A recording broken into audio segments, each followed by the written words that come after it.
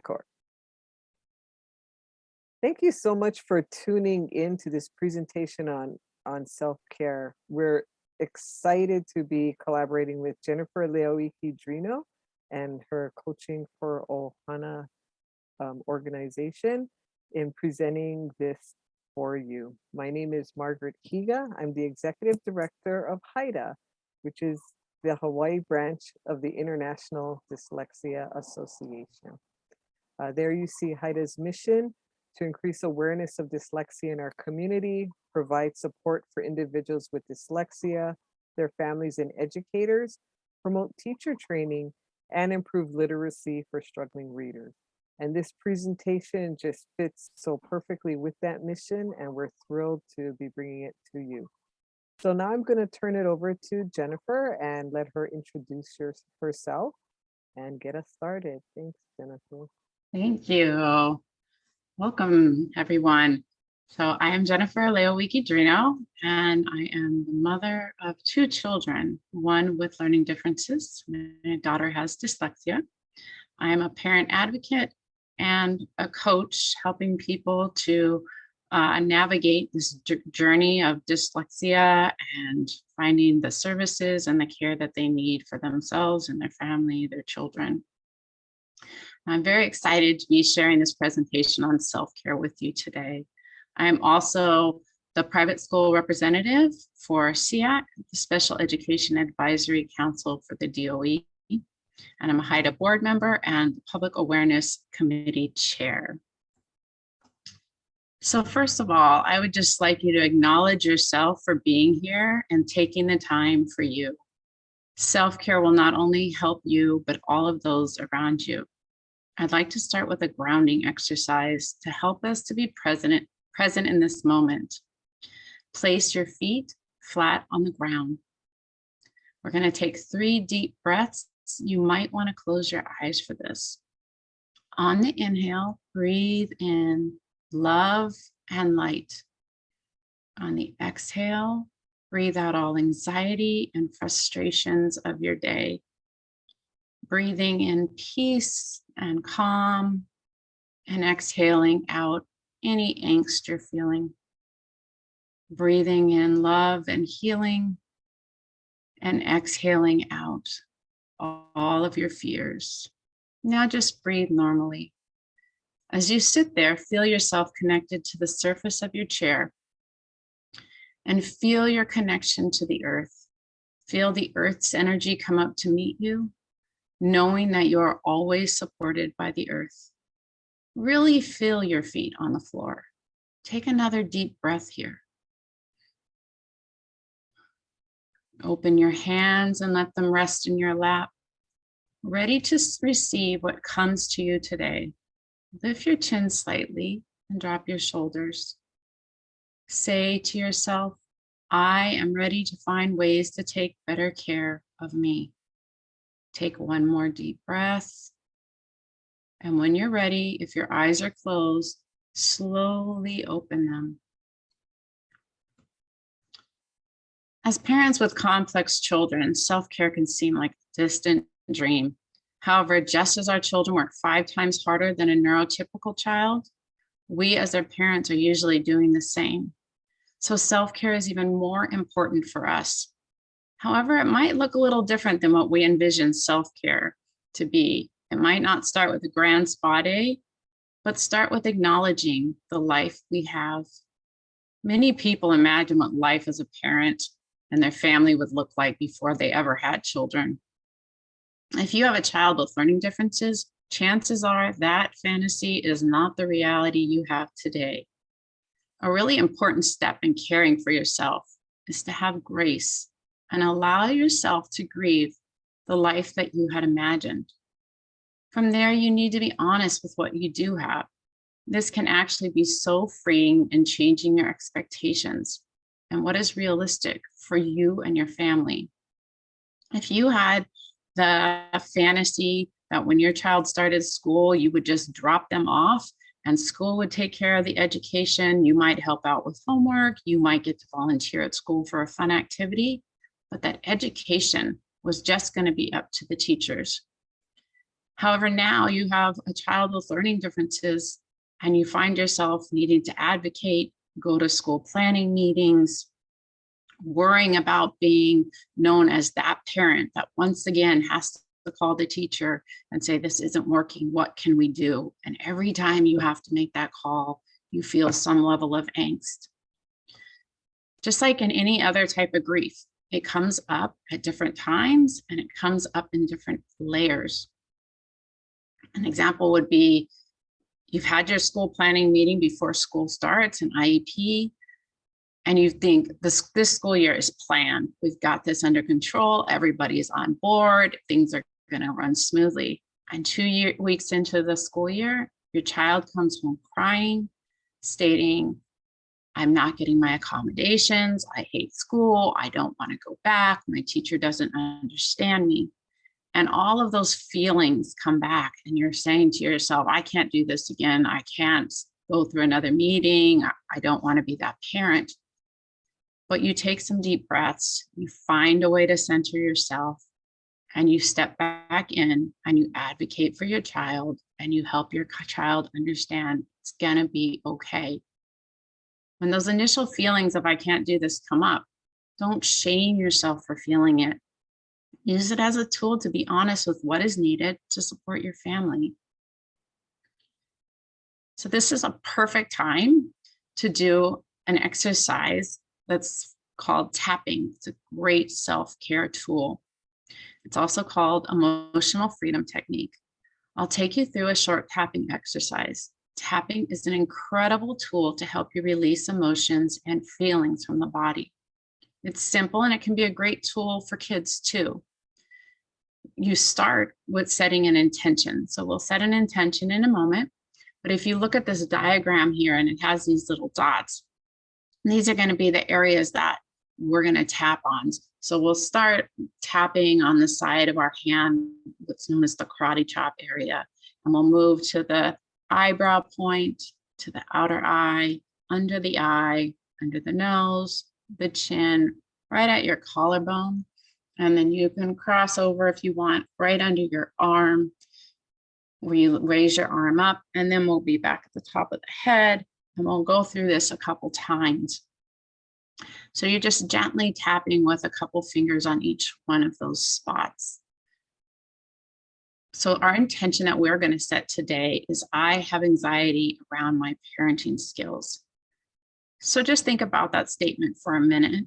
And on a scale of 1 to 10, how strongly do you feel this? Is this like, oh, I'm feeling so much anxiety around parenting at this moment, and it's a 10? Or I'm not really feeling this right now. You can still go through the whole exercise, and then at another time you could change the intention for yourself. So for now, we're going to set the intention by tapping on the karate chop area, and we're going to state 3 times, I have anxiety around my parenting skills. I have anxiety around my parenting skills.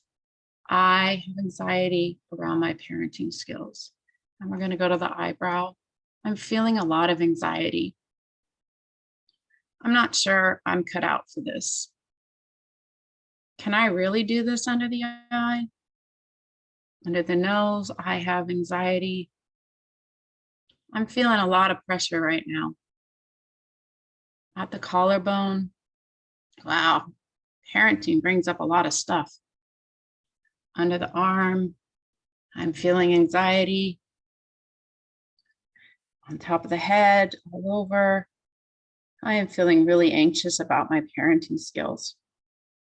The eyebrow, I'm feeling anxious, but I know I can do this. I can always reach out for support, side of the eye, under the eye, but I still feel anxious. I feel anxious, but I know I'm a good parent. I love my children, under the chin. But at times, the anxiety really comes up at the collarbone. Saying these statements to yourself under your arm. I wish I can get some control of this anxiety. Top of the head. I know I can calm myself down. Eyebrow. I know ways to calm myself. Side of the eye. It takes small steps, but we can get there. Under the eye. I really care, and that makes me a good parent. Under the nose. I'm doing my best. Under the chin. I have grace with myself.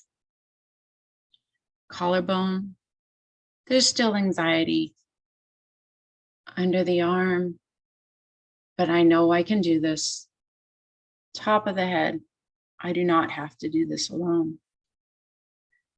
So check back in with yourself. And on the scale of 1 to 10, where are you at this point? Has that number dropped down some? If it's dropped down to an 8, but you still would like to get that number lower, you can go through this whole sequence again. Just rewind the video and go through it again. Or you can change the words. There are great tapping apps available that you can follow along with. You can change the statement to whatever you're wanting to work with. It can even be used by tapping below the collarbone on these points or on the karate chop point that you can do for yourself. You can teach your child to do, like before a meeting or before they have a test. Any moment that anxiety is coming up, a great thing to do for a kid is teach them this karate chop point, and they can sit at their desk.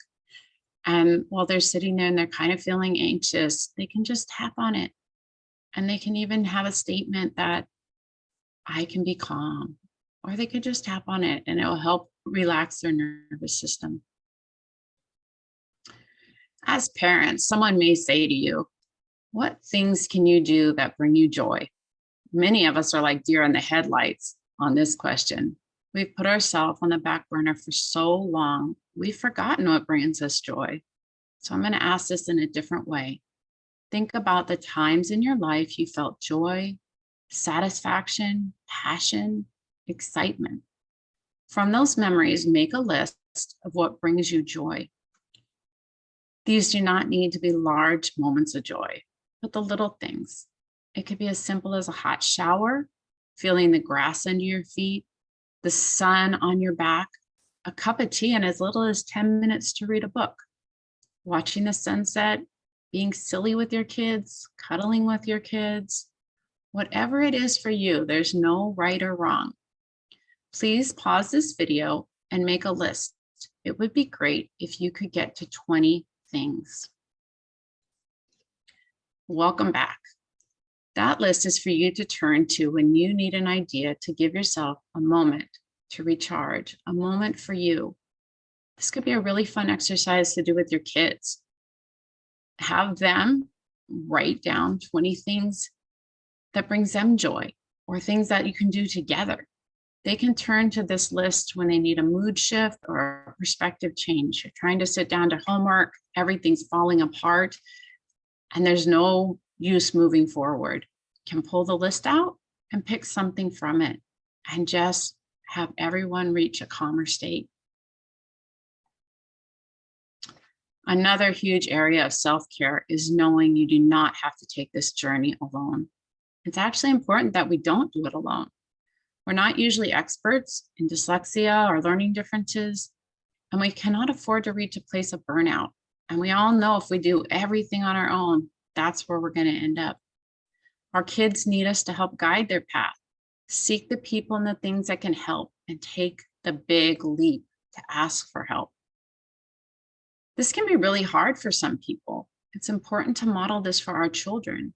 They need to see us do this so they know it's okay and that they're able to grow into a place of self-advocacy. Children learn self-advocacy from watching their parents start at the beginning advocating for them, and then their parents slowly bring them into that process. But if they've never watched this and had it modeled for them, this will be really hard for them to do. Take a moment and see where you might need help or support. A few examples might be a tutor, a counselor, an advocate, a life coach, a support group, a mentor for your child, asking family for support. Maybe you need someone to cook dinner for your family once a week. Reach out to your family and see if they'll help. Asking for help does not mean you failed or you are weak.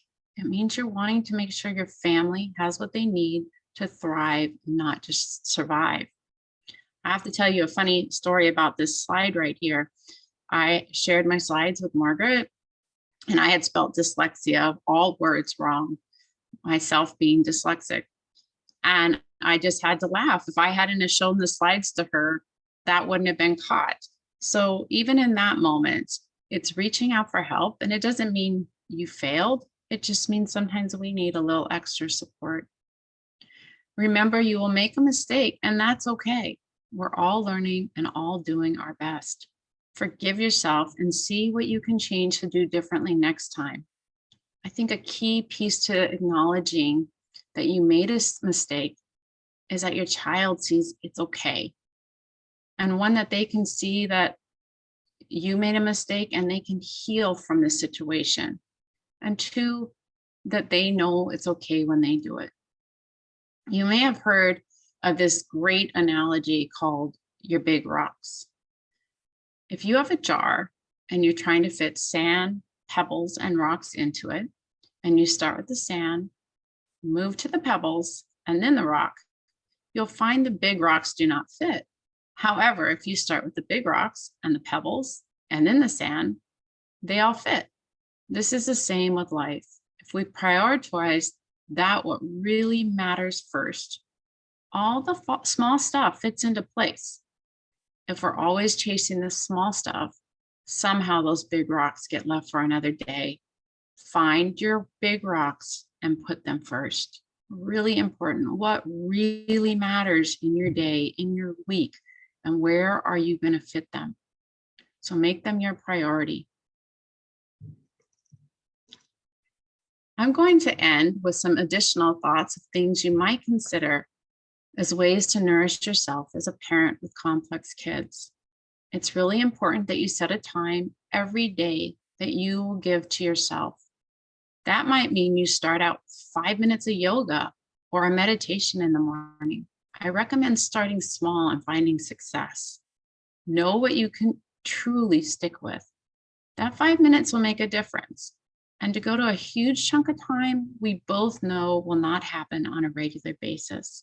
So what's really important in any practice is that you're doing it every day, something you can commit to every day. Some ideas might be step out into nature and be present with the air, the plants, the birds, whatever greets you. Just take a few deep breaths with the sun hitting you. Look out to the horizon and just breathe in the beauty.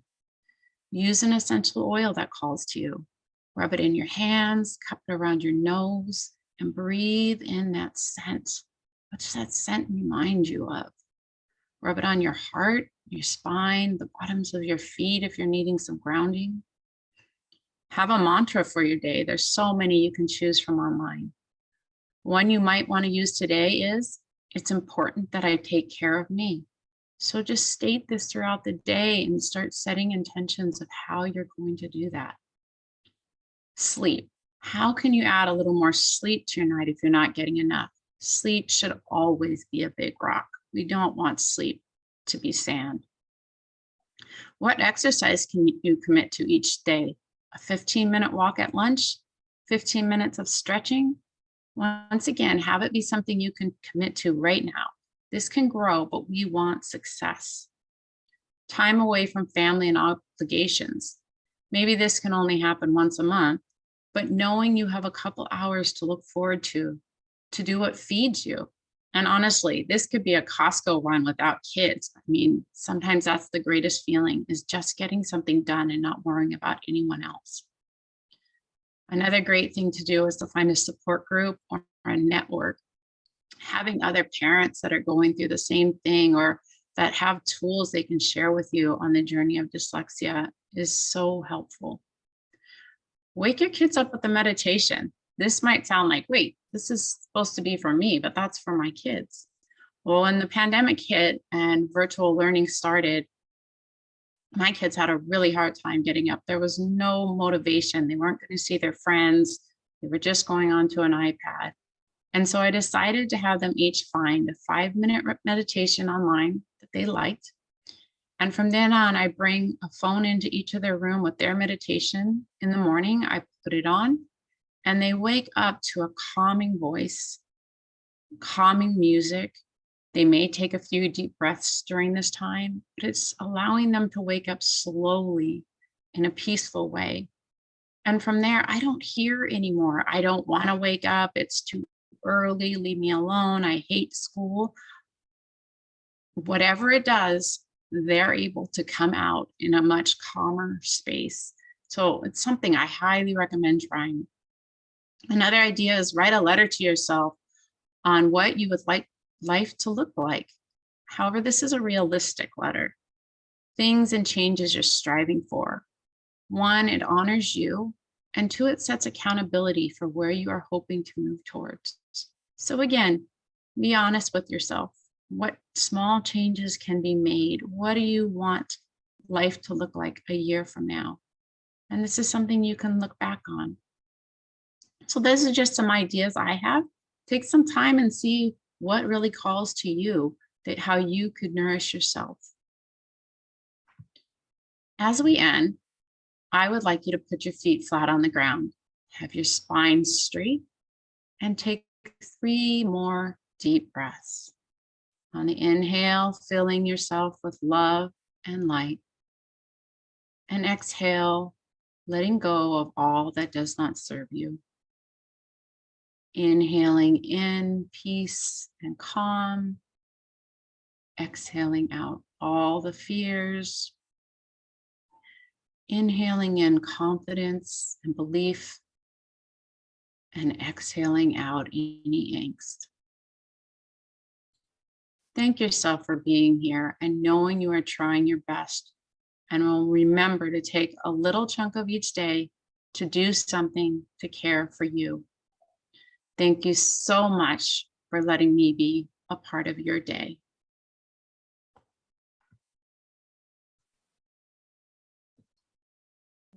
Let me, oh, let me just get myself back up here. Oh, here we go. Oh, where'd it go? There we go. Okay. Oh, thank you so much, Jennifer. I feel calmer. I wa- I wanted Wow. I wanted to keep my eyes closed longer, but no, I love the practical examples you provided, and I love that it can be personalized. You know, people, parents, kids need to find what works for them, and you've given a good starting point and some great examples. So if you want to find out more about what we offer through HIDA, which includes right now, as we're recording this, we're still in the midst of the pandemic, but we do provide resources online at our website, and we do provide such as this video at our YouTube channel. We have a lot of other videos that for parents, and teachers, others to take a look at to support yourselves and support struggling readers, kids with dyslexia. A good way to keep informed when we have other virtual and hopefully in the future in-person events coming up is go sign up for our free electronic newsletter, which is called HIDA News. And you see the link there on the screen. You can get to that link from our website. And if you're able, we'd love to have your support. We are a nonprofit organization, and we strive to make the majority of our resources available free or at very low cost. And that's a link to donate. Next slide. We are part of an international organization, the International Dyslexia Association, which is based in Baltimore, Maryland. And another way to support or to join the movement is to become a member. And there's membership, various membership levels, parent memberships, there's teacher memberships, professional, and there's even a free, what they call starter membership for teachers. It's 1 year for free, and you get access to many of the resources that IDA provides. So you could go to their website. And then there's all the contact information for us. As I mentioned, our YouTube channel, where we have a lot of recorded videos, such as this one. And we also post information through our Facebook page or Instagram. Get in touch with us if you need personal assistance, either through email or phone, and we'll help you out as best we can. So thank you again to Jennifer and Coaching for Ohana for providing this wonderful presentation for us. And take care, everyone.